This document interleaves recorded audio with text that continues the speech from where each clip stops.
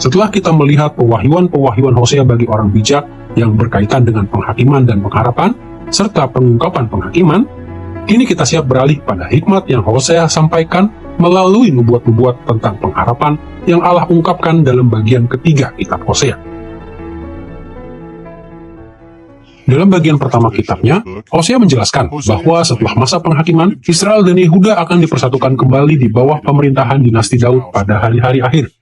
Namun dalam bagian kedua, Hosea menyampaikan nubuat-nubuat dari beberapa dekade pelayanannya yang menjelaskan mengapa Allah telah menghancurkan Israel dan juga menjatuhkan penghakiman atas Yehuda.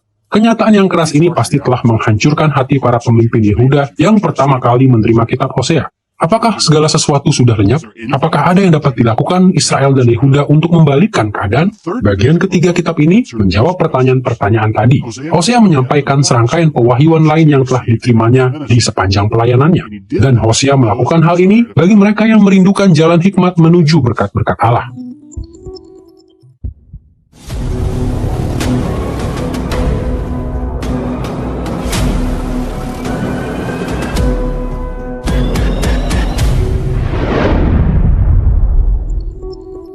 Kita akan menelusuri presentasi Hosea tentang pengungkapan pengharapan dari Allah dengan cara yang sama seperti pada bagian-bagian lain kitabnya.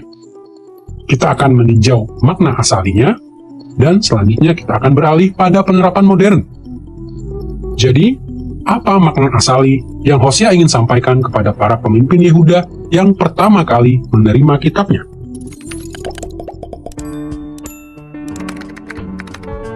Hosea dapat merangkum pewahyuan-pewahyuan dalam bagian terakhir kitabnya dengan cara ini. Pengharapan akan berkat-berkat Allah pada hari-hari akhir ditemukan dalam respon Allah yang penuh kemurahan kepada umatnya. Tetapi berkat-berkat ini hanya akan datang apabila umat Allah merespon penghakimannya dengan sepatutnya.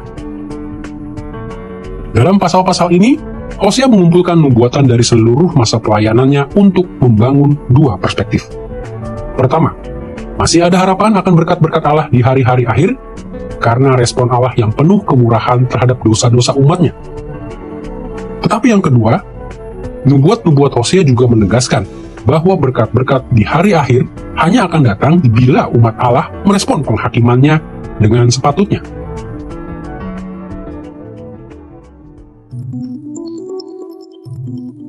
Marilah kita melihat pada kedua sisi dari makna asali Hosea dalam bagian ketiganya. Pertama, pada respon Allah terhadap dosa-dosa umatnya, kemudian pada respon umat kepada Allah. Pertama-tama, hal apa yang ingin Hosea inginkan dapat dipelajari oleh para pemimpin Yehuda dari respon Allah terhadap dosa-dosa umatnya? Anda tentu ingat bahwa pasal-pasal Hosea tentang pengungkapan pengharapan terbagi menjadi 5 bagian utama.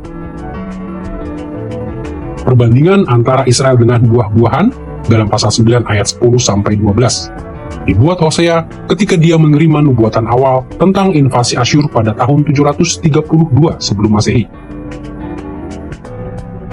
Perbandingannya dengan pohon palma yang ditanam dalam pasal 9 ayat 13-17 dan dengan pokok anggur yang subur dalam pasal 10 ayat 1-10 juga berasal dari nubuat-nubuat tentang invasi Asyur pada tahun 732 sebelum Masehi. Perbandingan dengan anak lembu yang terlatih dalam pasal 10 ayat 11-15 dan perbandingan terakhir dengan anak atau putra terkasih dalam pasal 11 ayat 1 sampai pasal 14 ayat 9 muncul ketika Hosea menerima nubuatan tentang invasi Asyur pada tahun 722 sebelum Masehi. Kita akan melihat sesuatu yang luar biasa dalam bagian kitab ini. Hosea mengawali masing-masing bagian ini dengan refleksi Allah tentang hubungannya dengan Israel di masa lalu. Dan refleksi-refleksi ini menunjukkan bagaimana Allah dalam kemurahannya menanggapi Israel, bahkan ketika Allah memberi ancaman penghakiman atas mereka. Seringkali kita mungkin berpikir bahwa mustahil bagi Allah untuk murka dan sekaligus berbelas kasihan di saat yang sama. Namun Hosea menyusun bagian kitab ini untuk menunjukkan bahwa hal ini sama sekali tidak benar. Sebagaimana Allah menyatakan penghakimannya, ia juga menyatakan perkenannya kepada Israel. Dan fakta ini menawarkan hikmat yang tidak ada tandingannya kepada mereka yang pertama kali menerima kitab Hosea untuk menghadapi tantangan-tantangan di zaman mereka. Hosea memperkenalkan perspektif ini dengan memakai perbandingan Allah tentang Israel Utara dengan buah-buahan dalam pasal 9 ayat 10-12.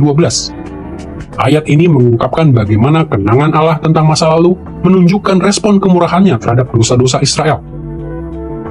Kita melihat perkenan Allah terhadap Israel dalam ayat 10 ketika Allah mengingat bahwa Israel dahulu seperti buah-buah anggur di padang gurun dan seperti buah sulung pohon ara. Di sini Allah mengenang bagaimana Ia mengasihi Israel sejak zaman Musa memimpin mereka melewati padang gurun. Dan Allah mengindikasikan bahwa perkenan atas mereka ini belum berakhir.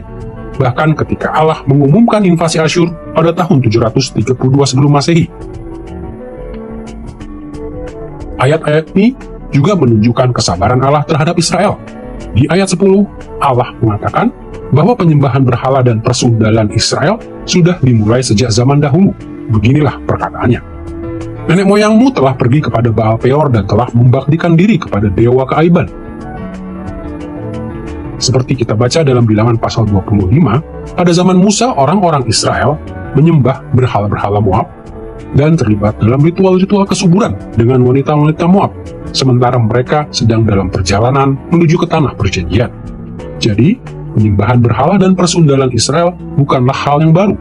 Dan dengan mengingat peristiwa ini, Allah menunjukkan bahwa Ia telah memperlihatkan panjang sabarnya terhadap suku-suku Israel selama beberapa generasi. Perbandingan kedua dari Israel Utara dengan pohon palma muda dalam pasal 9 ayat 13-17, terjemahan English Standard Version, juga menunjukkan respon Allah dalam kemurahan hatinya terhadap dosa-dosa Israel. Pertama, kita melihat perkenan Allah yang senantiasa ditunjukkannya kepada Israel di ayat 13, di mana Allah mengatakan bahwa Israel seperti pohon palma muda yang ditanam di padang rumput. Perbandingan ini menggambarkan kenangan Allah akan masa lalu ketika Ia menanam suku-suku Israel di tanah perjanjian. Sekali lagi, meskipun Allah mengancam dengan penghakiman yang dahsyat dalam invasi Asyur pada tahun 732 sebelum Masehi, Ia tetap ingat bagaimana perasaannya terhadap Israel. Dan lebih dari ini, Allah berbicara tentang kesabarannya terhadap Israel. Di ayat 15 kita membaca, segala kejahatan mereka terjadi di Gilgal, sungguh di sana aku mulai membenci mereka. Ayat ini menunjuk pada 1 Samuel pasal 13 ayat 8-14 ketika Raja Saul mempersembahkan korban yang bertentangan dengan perintah Tuhan. Sekali lagi, hanya setelah Allah dalam kemurahannya bersabar menerima segala bentuk pelanggaran ibadah selama berpuluh-puluh generasi, barulah Allah menetapkan untuk membawa Asyur menyerang Israel. Respon Allah dalam kemurahannya terhadap Israel selama pelayanan Hosea muncul dengan cara-cara serupa dalam perbandingannya tentang Israel dengan pokok anggur yang subur dalam pasal 10 ayat 1-10. Allah menunjukkan perkenannya kepada Israel di ayat 1 ketika Allah berkata, Israel adalah pohon anggur yang riap tumbuhnya, banyak buahnya, baik tanahnya. Allah mengenang betapa Ia mengagumi pertumbuhan dan perkembangan Israel, bahkan ketika Allah memutuskan bahwa Ia akan menjatuhkan penghakiman melalui invasi Asyur pada tahun 722 sebelum Masehi. Dan sekali lagi, kenangan Allah akan masa lampau menunjukkan kesabarannya terhadap Israel. Di ayat 9, Allah kembali merujuk pada zaman Saul. Allah berkata, sejak hari Gibea, ibu kota kerajaan Saul, engkau telah berdosa, hai Israel. Allah akan menghakimi Israel, namun hanya setelah Allah memberikan kebaikan kepada banyak generasi kaum Israel. Kemudian Hosea beralih pada perbandingan Allah tentang Israel dengan anak lembu yang terlatih dalam pasal 10 ayat 11-15. Respon Allah terhadap Israel dalam ayat-ayat ini mengungkapkan perkenannya yang terus berlanjut kepada mereka. Pada paruh pertama ayat 11, Allah berkata, Efraim dahulu seekor anak lembu yang terlatih, yang suka mengirik, dan aku ini menyayangi tengkuknya yang elok. Allah mengenang dengan penuh kasih bagaimana Israel dahulu seperti anak lembu yang lincah dan suka bekerja. Bahkan ketika Allah menghukum mereka dengan penderitaan dari serangan Asyur pada tahun 722 sebelum Masehi. Allah juga menunjukkan kesabarannya terhadap Israel di ayat 13 ketika Allah mengatakan bahwa Israel telah membajak kefasikan menuai kecurangan, dan memakan buah kebohongan turun-temurun. Hanya setelah Allah bersikap toleran terhadap dosa-dosa ini selama bertahun-tahun, barulah Allah mendatangkan penghakimannya. Akhirnya, Hosea menyoroti respon Allah dalam kemurahannya terhadap dosa-dosa Israel ketika ia menuliskan perbandingan Allah dari Israel dengan seorang anak atau putra yang terkasih dalam pasal 11 ayat 1 sampai pasal 14 ayat 9. Sekali lagi kita melihat perkenan Allah kepada Israel dalam perenungannya akan masa lampau. Dalam Hosea pasal 11 ayat 1, Allah mengingat bahwa ketika Israel masih muda, kukasihi dia, dan dari Mesir kupanggil anakku itu. Meskipun Allah akan menghancurkan kerajaan utara melalui bangsa Asyur di tahun 722 sebelum Masehi, Allah tetap ingat akan kasih kebapaannya kepada Israel. Dengan lemah lembut, Allah berkata dalam pasal 11 ayat 8, "Masakan aku membiarkan engkau, hai Efraim, menyerahkan engkau, hai Israel? Hatiku berbalik dalam diriku, belas kasihanku bangkit serentak." Kita juga mendapati bahwa Allah memperlihatkan kesabarannya terhadap Israel dalam bagian ini. Dalam pasal 11 ayat 2, Allah mengeluh bahwa selama berabad-abad, makin kupanggil bangsa Israel, makin pergi mereka itu dari hadapanku. Dan Allah mengingat berapa lama Allah telah menunjukkan panjang sabarnya terhadap kerajaan utara. Bagian terakhir kitab Hosea ini disusun dengan cara yang awalnya sulit dilihat kecuali Anda memperhatikan dengan sangat cermat. Namun sejumlah penafsir mengatakan bahwa ini adalah cara terbaik untuk memahami susunannya. Bahwa ini adalah berbagai cuplikan nubuat yang Hosea sampaikan di saat-saat yang berbeda dalam pelayanannya. Namun disusun di sekitar metafora-metafora yang seolah-olah mengendalikannya. Ada beberapa metafora seperti itu, tetapi masing-masing memiliki satu ciri umum. Metafora-metafora ini adalah hal-hal berharga di dunia zaman dahulu, menemukan buah ara di padang gurun, atau menemukan pohon palma yang ditanam, atau menemukan kebun anggur yang menyebar, hal-hal semacam itu. Seekor anak lembu terlatih yang bisa membajak sawah, seorang putra di rumah. Hal-hal ini sangat berharga, dan Allah membandingkan kerajaan utara Israel dengan hal-hal ini. Terutama yang terakhir, putra terkasih ketika ia berkata, "Akulah yang mengajar Efraim berjalan dan mengangkat mereka." Dan sebagai seorang bapa yang pengasih, Allah telah membuat dirinya disayangi Israel, dan mereka adalah kesayangannya. Namun mereka terus memberontak, semakin ia memberkati mereka, semakin banyak yang diperbuatnya bagi mereka, semakin mereka memberontak melawan dia. Tapi kemudian Allah berkata, "Tetapi masakan aku membiarkan engkau, hai Efraim, menyerahkan engkau, hai Israel? Aku tidak dapat melakukan hal itu, karena engkau sangat berharga bagiku." Jadi, kita tidak dapat memahami maksud dari metafora-metafora itu, kecuali kita memahami bahwa dalam hikmatnya, ya, Allah mendisiplin umatnya, umat perjanjiannya, bahkan umat perjanjiannya yang berharga. Namun Allah tak pernah membiarkan umat perjanjiannya. Suatu hari kelak, entah bagaimana, mereka akan bertobat, dan mereka akan menerima berkat-berkatnya. Tidaklah sulit untuk memahami tujuan nubuat-nubuat mengenai respon Allah dalam kemurahannya kepada Israel ketika Hosea pertama kali menerimanya. Dalam tahap-tahap pelayanannya yang berbeda-beda, Hosea telah menyaksikan bagaimana Allah memperlihatkan perkenan dan kesabarannya kepada Israel untuk memanggil mereka agar bertobat. Namun seringkali mereka tidak mendengarkan dan terus memberontak melawan dia. Maka kerajaan utara semakin jauh dan semakin jauh di bawah kutukan Allah. Namun Allah masih menawarkan anugerahnya di setiap langkah mereka di sepanjang jalan. Jadi, ketika Hosea menulis kitabnya untuk memberi hikmat kepada para pemimpin Yehuda di zaman Hizkia, dia memusatkan perhatiannya pada bagian ketiga atas respon kemurahan Allah terhadap Israel. Dia ingin menginspirasi para pemimpin Yehuda untuk mengharapkan berkat-berkat hari akhir, sekalipun Allah telah mengirim kerajaan utara ke tempat pembuangan. Terlepas dari pemberontakan Israel, kenangan Allah akan masa lampau menunjukkan perkenannya dan kesabarannya terhadap mereka.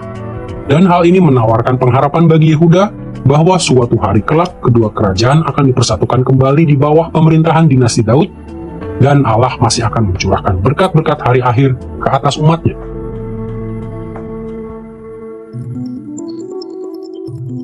Kita telah melihat bahwa makna asali dari bagian ketiga kitab Hosea mengajar para pemimpin Yehuda untuk memiliki pengharapan karena respon kemurahan Allah terhadap umatnya. Sekarang marilah kita melihat bagaimana pengharapan akan berkat-berkat di masa mendatang juga terletak dalam respon umat terhadap Allah.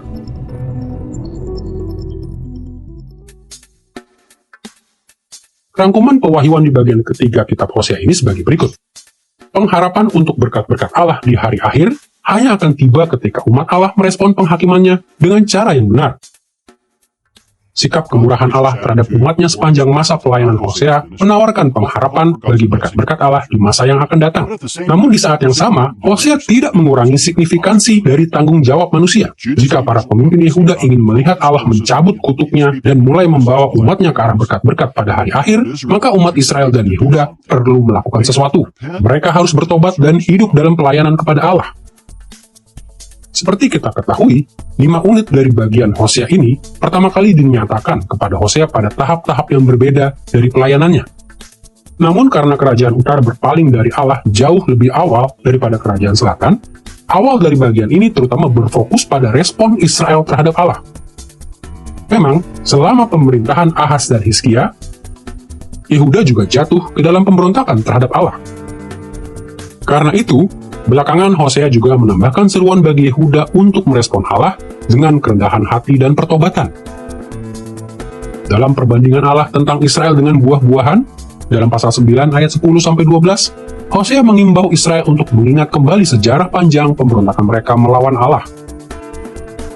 Seperti telah kita pelajari sebelumnya, ayat 10 berfokus pada fakta bahwa nenek moyang Israel telah pergi kepada Baal Peor dan telah membaktikan diri kepada dewa keaiban. Kenangan Allah akan masa lampau menunjukkan kesabarannya. Namun Hosea juga menekankan sesuatu yang perlu dipelajari Israel tentang diri mereka sendiri. Pemberontakan mereka melawan Allah saat ini bukanlah suatu peristiwa yang terpisah. Sebaliknya, Israel harus mengakui bahwa leluhur mereka telah menimbun murka Allah ke atas mereka yang mempraktikkan penyembahan berhala dan ibadah kesuburan secara turun-temurun. Perbandingan Allah tentang Israel dengan pohon palma dalam pasal 9 ayat 13-17 menantang Israel lebih lagi untuk mengakui masa lampau mereka. Dalam pasal 9 ayat 15, Allah menunjukkan bahwa ia mulai membenci mereka di Gilgal pada masa pemerintahan Saul. Jelaslah bahwa suku-suku utara tidak pernah sungguh-sungguh berbalik dari dosa-dosa leluhur mereka.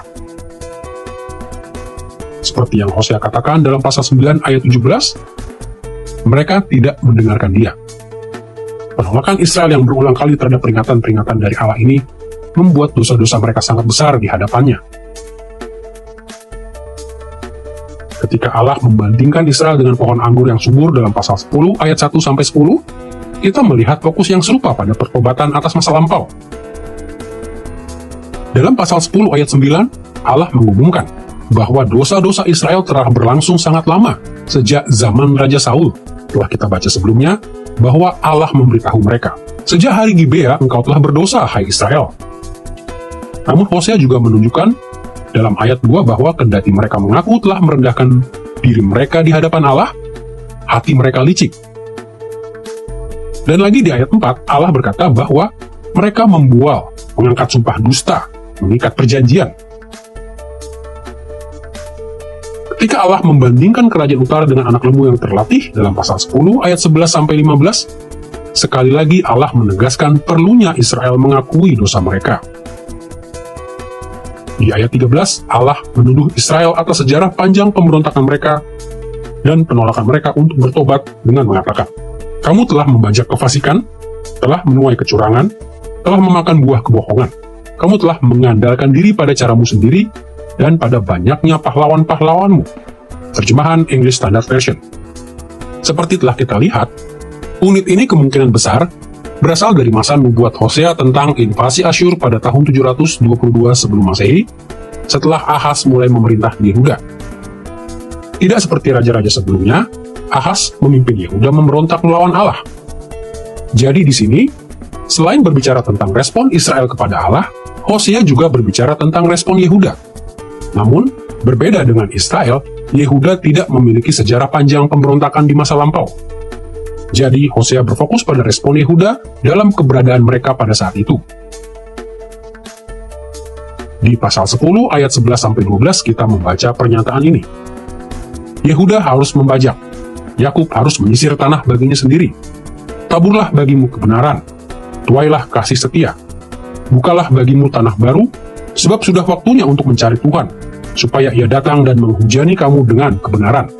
terjemahan English Standard Version.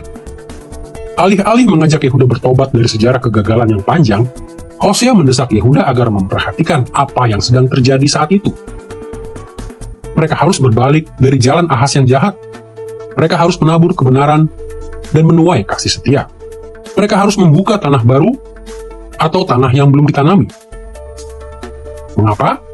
Ketika ancaman Asyur datang kepada mereka juga, sudah saatnya bagi kaum Yehuda untuk mencari Tuhan.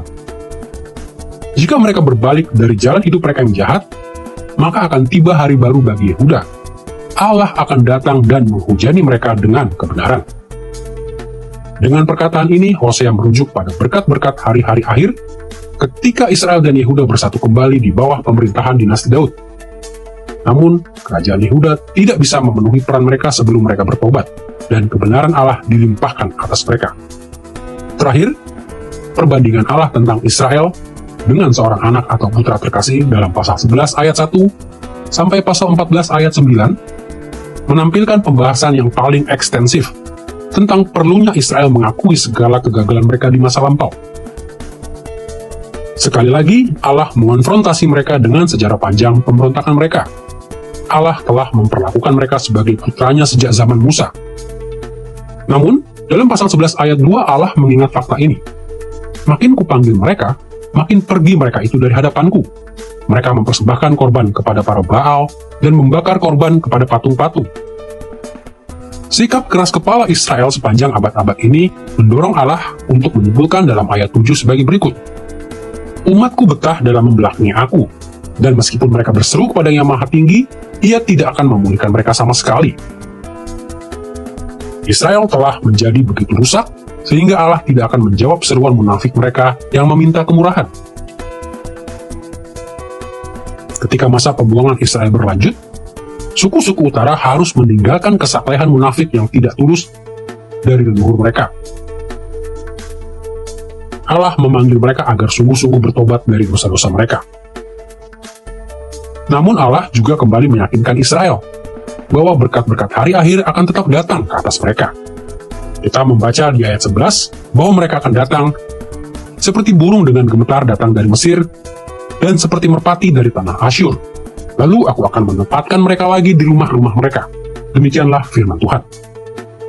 Respon Yehuda kepada Allah dalam keadaan mereka saat itu juga diceritakan dalam bagian terakhir ini. Dalam pasal 12 ayat 1, Allah mengatakan bahwa Yehuda tidak mau taat kepada Allah. Terjemahan New International Version. Sayangnya, bahasa Ibrani dari perikop ini sulit ditafsirkan.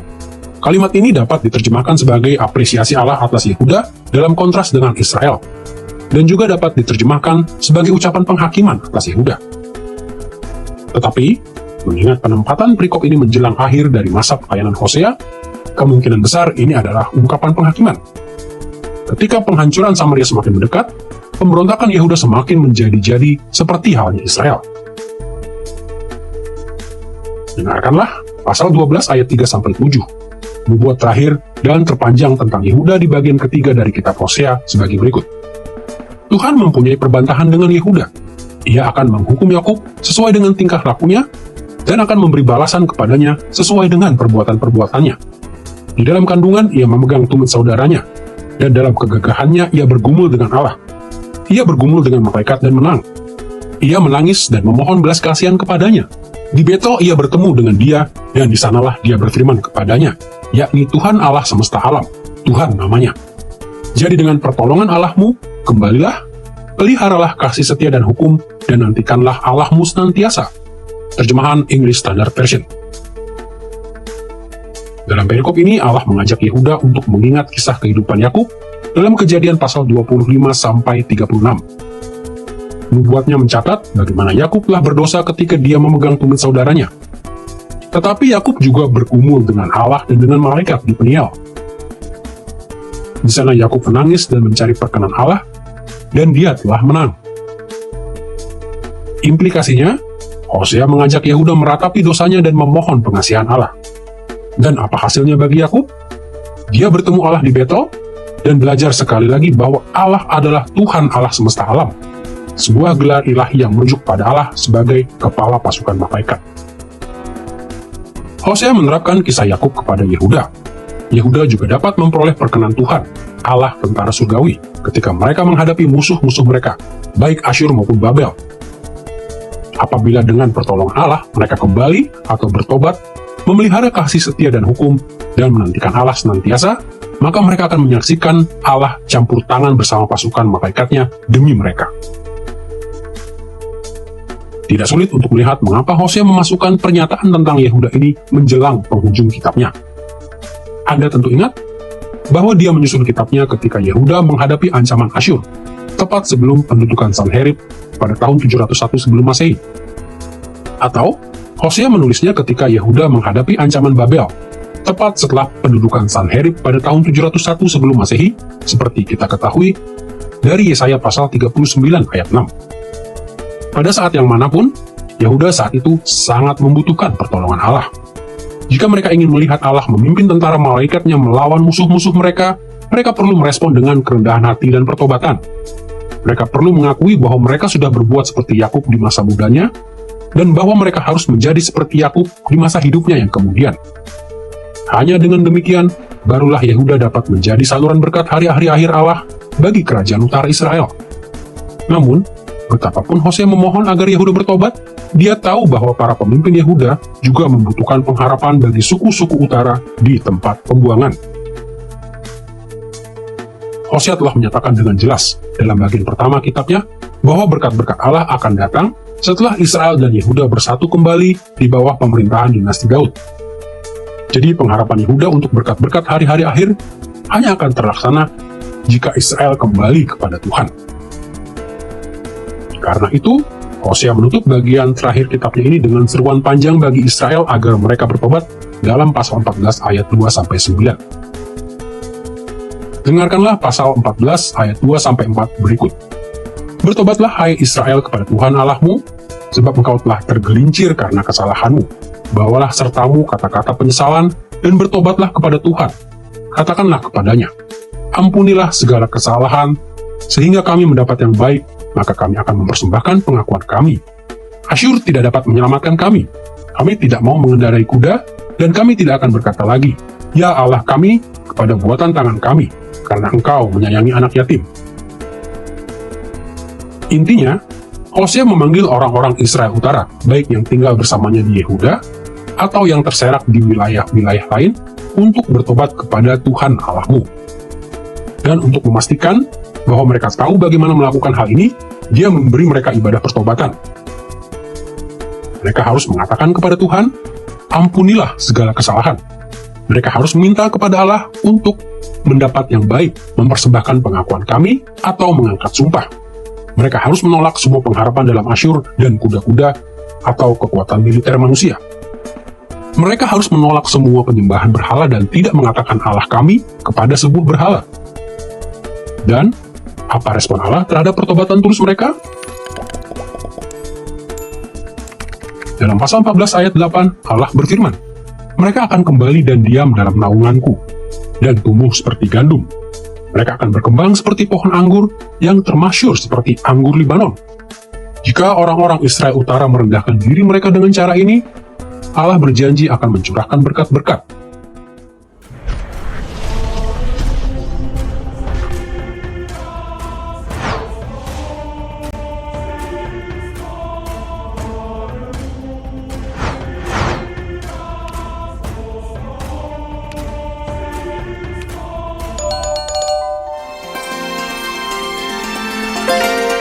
I believe in God the Father Almighty, maker of heaven and earth.